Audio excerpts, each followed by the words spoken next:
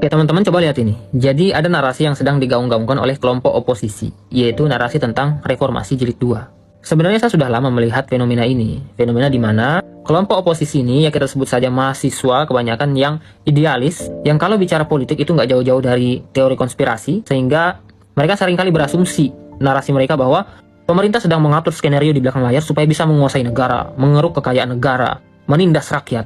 Dan mereka menganggap bahwa negara sudah bobrok, rusak, dan harus segera direvolusi. Narasinya tuh gak jauh-jauh dari situ. Memang benar ada teori konspirasi itu terjadi di mana penguasa itu melakukan hal tersebut. Tapi apakah semua penguasa melakukan itu?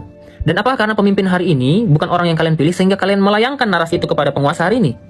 Nah, jadi fenomena inilah yang saya sebut dengan fetisisme terhadap revolusi. Nanti ada yang berdalih, oh enggak, ini kita cuma mau reformasi, ganti sistem, benahi sistem. Dulu reformasi 98 tuh juga gitu. Katanya cuma mau ganti sistem. Di akhir demo rusuh dan minta presiden diturunkan. Udah kebaca ini mah. Jadi ada dua hal yang akan saya bahas. Yang pertama, narasi tentang negara sudah bobrok, rusak, dan harus segera direvolusi. Itu tuh dasarnya apa? Pertumbuhan ekonomi kita loh bagus, di atas 5%.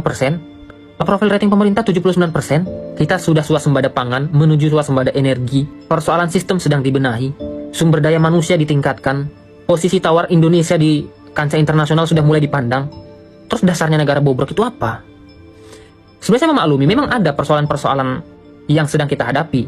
Pelayanan publik, administrasi, hukum, tapi itu juga sedang dibenahi.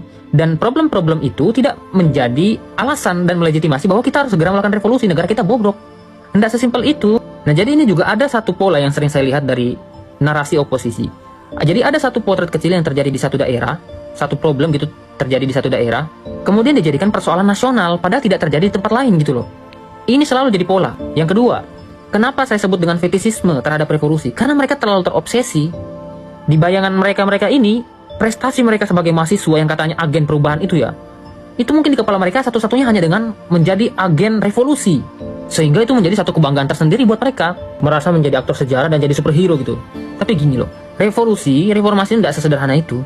Coba saya tanya, gagasan kalian tentang revolusi apa? Reformasi apa? Jangan-jangan yang di bayangan kalian selama ini hanya menjatuhkan pemerintah saja, kemudian kalian menganggap itu satu prestasi. Siapa yang jamin revolusi kalian akan berjalan mulus?